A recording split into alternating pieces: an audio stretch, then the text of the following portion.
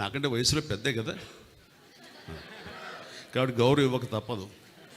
యండమూరి వీరేంద్రనాథ్ గారు, ఆయనతోటి నా అసోసియేషన్ అనేది ఎంత అత్యద్భుతమైనటువంటి ప్రయాణం అంటే, నా స్టార్ స్టేటస్, నేను స్టార్ని అవ్వటానికి అత్యధికంగా ఆయన కంటెంట్, ఆయన రాతలు, ఆయన రచనలు, ఆయన క్రియేట్ చేసిన క్యారెక్టర్స్ నాకు 80వ దశకంలో అవి ఉపయోగపడ్డాయంటే కనుక ఎక్కువ నేను ఆయనకి అది కంట్రిబ్యూట్ చేయగలను. ఆ డెడికేషన్, ఆయన మేధా సంపత్తిలోంచి వచ్చేటువంటి ఆ క్యారెక్టరైజేషన్స్ నాకు సోపానాల్లాగా మరింత హైట్కి వెళ్ళేలాగా, మరింత స్టార్డమ్ని పొందేలాగా, చెప్పాలంటే మెగాస్టార్ అనే పేరు వచ్చింది కూడా వన్ ఆఫ్ హిస్ ఫిలిమ్స్. అది కూడా వరుసగా చెప్తాను. ఒకరోజు అమ్మగారు నెల్లూరులో ఉంటుండేవారు, నాన్నగారును, నేనేమో చెన్నైలో మెడ్రాస్లో ఉండి అటు ఇటు వెళ్తుండేవాడిని. అది 1981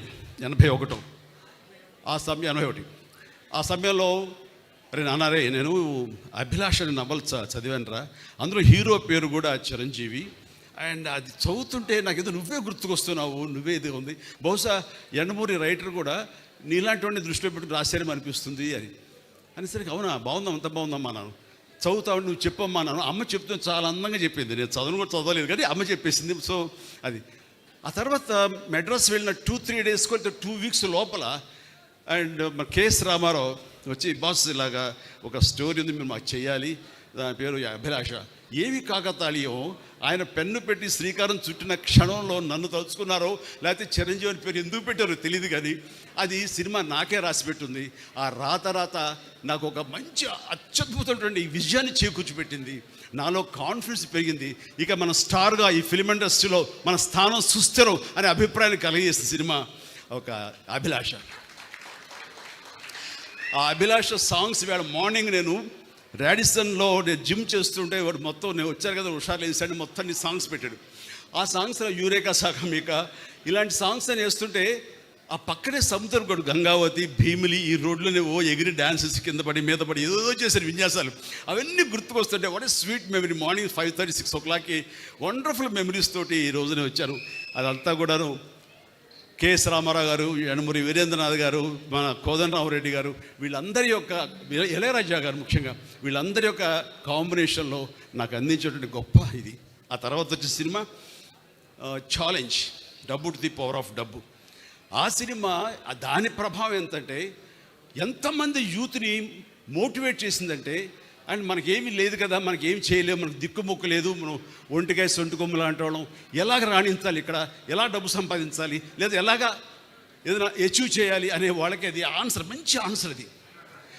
అండ్ అది ఆ సినిమాలో నేను ఆ క్యారెక్టర్ చేసిన విధానం ఈ రోజుకి నన్ను మీటింగ్ చాలామంది చెప్తుంటారు, సార్ ఈ రోజున మేము పెద్దవాళ్ళు అయ్యామంటే మాకు ఏమీ లేని క్షణంలో, ఏం లేని టైంలో మాకు ఛాలెంజ్ అనే సినిమా మాకు ఎంతో స్ఫూర్తి ఇచ్చింది అంటుంటే వావ్ అంటున్నాను. అది ఆయన బ్రెయిన్ చైల్డ్, కానీ బయట మా ద్వారా బయటకు వచ్చింది కాబట్టి ఎంతో క్రెడిట్ మేము తీసుకుంటాం. అంతే ఆనందం ఆయన ఎంత పొందారో అంతే ఆనందం మేము పొందుతున్నాం. ఆ రకంగా వచ్చిన తర్వాత వచ్చే సినిమాలు మరణమృతం కానివ్వండి, రక్తసింధూరం కానివ్వండి, అన్ని సినిమాలు ఇట్లా ఎన్నో సినిమాలు మనం లిస్ట్ చూసాం. ఆ సినిమాలన్నీ కూడా నాకు అంతటి పేరు ప్రఖ్యాతి తీసుకొచ్చింది. కాబట్టి నా యొక్క ఎదుగుదలలో, నా స్టార్డంలో ఆయన యొక్క నా సింహభాగం మా యండమూరి గారికి ఉంది. నాకు చాలా సంతోషం. థ్యాంక్ యూ యండమూరి గారు, ధన్యం. తర్వాత ఇందాక ఒక మాట అన్నారు, అది కంక్లూడ్ చేస్తాను. నీ ఆటోబయోగ్రఫీ ఎవరు రాస్తున్నారని. ఆటోబయోగ్రఫీ అంటే నేనే కదా రాసేది అనుకున్నాను. నువ్వు ఎక్కడ టైం ఉంటుందిలే, నీవు చెప్పు, మేము ఎవరు రాసుకుంటాం, నీకేమైనా ఇంట్రెస్ట్ ఉందా, ఖచ్చితంగా చెప్తే రాస్తాను. నిజంగా యండమూరి లాంటి గొప్ప స్టార్ రైటర్ ఎవరు అన్నా ఒప్పుకోకుండా ఉండదనుకోండి, ఎవరు ఒప్పుకు తీరాల్సిందే. ఒకే ఒక స్టార్ రైటర్ ఎవరైనా తెలుగులో ఉన్నారంటే అది యండమూరి వీరేంద్రనాథ్ గారు.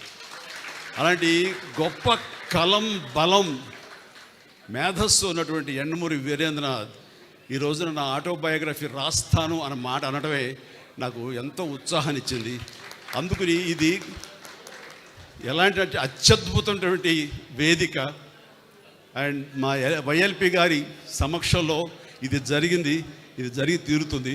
ఆల్రెడీ ప్రాసెస్లో ఉందన్నాను కానీ దానికి కన్సాలిడేట్గా, కాంక్రీట్గా లేదు. అండ్ యండమూరి గారు అన్నారు, మీ మాట చొప్పున అనేస్తున్నాను, ఇట్స్ అ కమిట్మెంట్ పబ్లిక్లో. Done. Thank you very much.